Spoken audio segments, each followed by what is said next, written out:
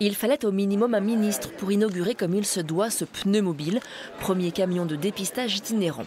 À l'intérieur, un scanner et tous les appareils nécessaires au diagnostic des maladies respiratoires.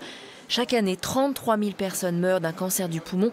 C'est la première cause de mortalité par cancer en France et dans le monde. L'équipe médicale dédiée au pneumobile s'est portée volontaire pour sillonner les routes. Moi, ce que je vois surtout, c'est qu'effectivement, au niveau du cancer du poumon, le dépistage est vraiment trop faible. Et aller voir tout le monde, et surtout ceux qui n'auraient pas eu l'idée d'aller se faire dépister, je trouve que ça, c'est important. L'autre côté séduisant du projet, c'est d'aller vers les populations isolées et d'être au plus proche de ces populations qui ont du mal à aller se faire soigner.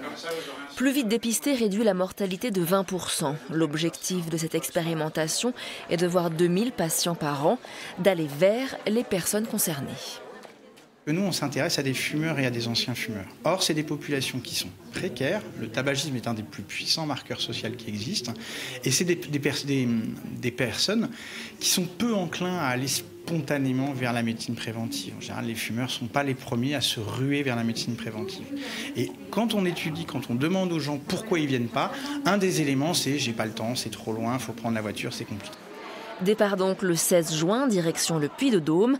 Le calendrier est déjà bien rempli pour le pneumobile qui passera aussi par Nantua dans l'Ain lors du Tour de France.